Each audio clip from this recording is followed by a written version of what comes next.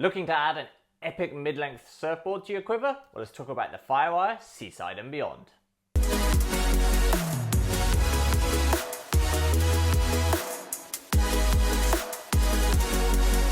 Hi guys, Chris from Stoked Travel here. Welcome back to the channel. Now before I get started, make sure you hit that subscribe button so you don't miss out on any video goodness.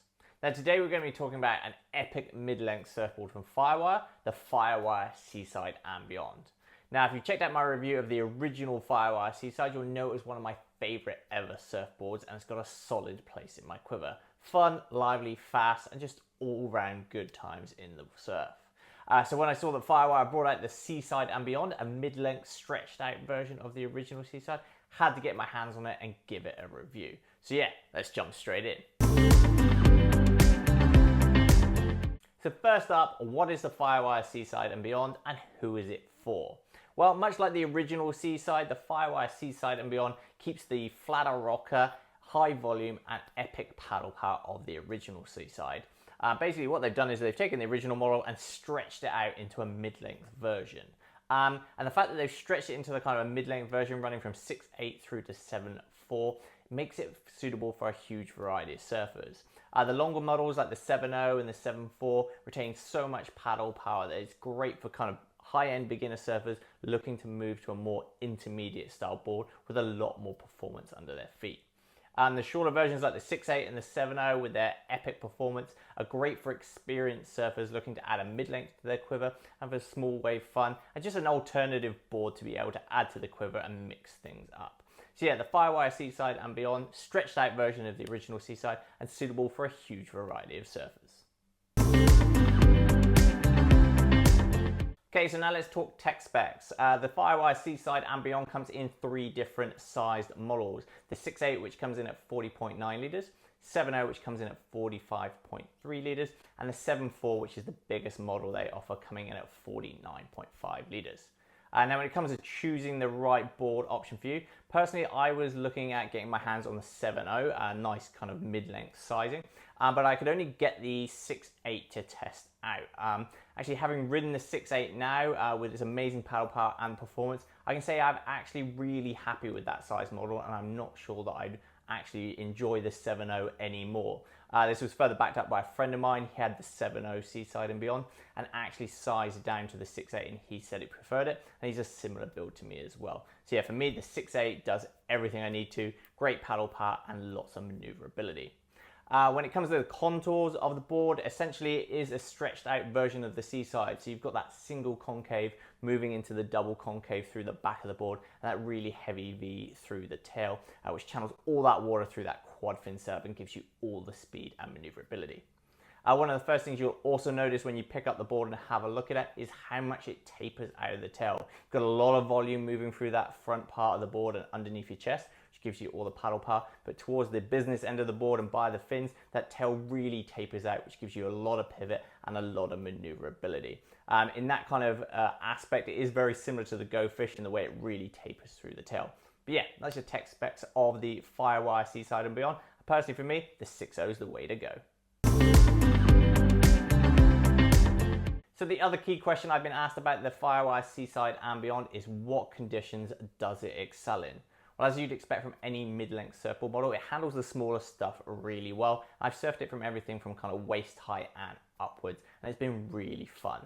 This is one of the reasons it's also great for a huge variety of surfers. You don't need to take it in big stuff for it to work really well, which is also one of the advantages of any kind of mid-length surfboard as well. The surprising thing about the Seaside and Beyond though is the fact it can handle the bigger stuff just as well too. I've surfed it to well overhead on the points. That speed and grip from the quad fin setup, that tapered out tail, and the fact it's got heaps of performance and maneuverability means it can handle the bigger stuff really well. So the takeaway from that is don't be afraid to push the boundaries of where you think you can take your Seaside and Beyond. In fact, a couple of my friends have gone down Lennox way and they've actually got some really fun barrels on their Seaside and Beyond, so don't be afraid to push it. So yeah, takeaway from that, Seaside and Beyond works in a huge variety of conditions from waist high to well overhead. Now, one of the key differences between the original Seaside and the new Firewire Seaside and Beyond is the construction of the board itself. Now the original Seaside comes in helium technology, which is one of my favorite board techs, super lightweight and super durable. But the Seaside and Beyond comes in LFT technology, which is the tech that Firewire tend to use for kind of their bigger wave surfboards.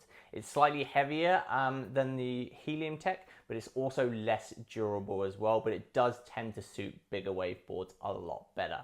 The main difference with this is got an aerospace composite running down the center of the board, which acts as a stringer. So the board flexes and pivots along that stringer line, as opposed to helium, which flexes around the wooden rail that runs the full outline of the board. The big takeaway from that is, yes, LFT is a bit heavier and not as strong, but it does handle better in bigger conditions. The helium tech, when it gets quite big and on a longer board, would get very chattery and you get a lot of feedback while you were surfing. So yeah, LFT is the technology in the Firewire Seaside and Beyond. And of course, the biggest decision people are now going to be making, especially considering the new length options available, is do you go with the Seaside or do you go with the new Seaside and Beyond? Now, luckily, you're going to get the same fun experience between both boards, and everything I loved about the original Seaside, so the playfulness, the speed, and the grip, has been moved into the mid-length model, and essentially they've just stretched it out and made a bigger version of it. The key difference is obviously that length, so it's going to very much come down to what you want to do with the board, what other boards you have, and what waves you're going to be surfing in.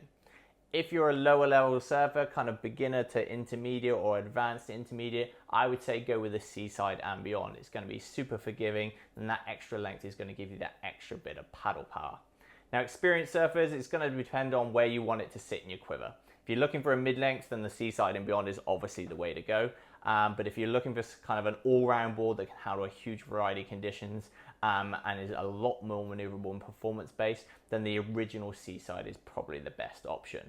What I would say is the ultimate option would be to have both kind of a 5.8 Seaside and then a 6.8 or a 7.0 Seaside and Beyond in both parts of your quiver, so you can grab either one depending on the conditions and make the most of the day at hand. So the other big thing to take in consideration is obviously the difference in tech.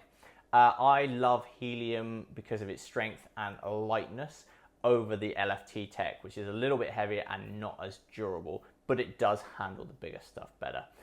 So tech-wise, it's going to, again, come down to what you're going to be surfing. If you're going to be surfing bigger, punchier stuff, I really like the helium tech, or if you're going to be traveling a lot, it's super durable for flights. But if you're just kind of surfing smaller stuff, or you definitely want that mid-length, obviously the Seaside and Beyond is the best option. Bottom line with this is you're really not going to go wrong with either option. They're both great fun boards to ride. So what are my final thoughts on the Firewire Seaside and Beyond?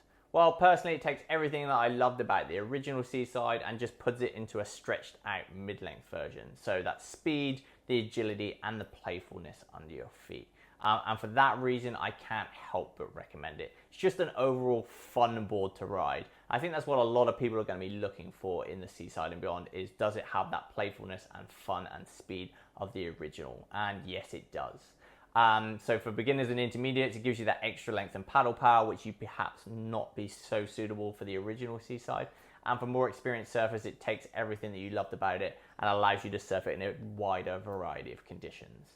Bottom line is, I really love the Firewire Seaside and Beyond. It's definitely got a spot in my quiver and it's highly recommended. And there you have it, guys. That's my full roundup of the Firewire Seaside and Beyond and whether you should add it to your quiver. If you do want to check out my full written review, make sure you check out the links in the description below. Of course, if you want to check out any other of my surf guides, make sure you check out the links in the description below, or check out the rest of my YouTube channel for heaps of videos, including my review of the original Seaside as well. That's it for this week, guys. Make sure you like, comment, subscribe, and I'll see you next week.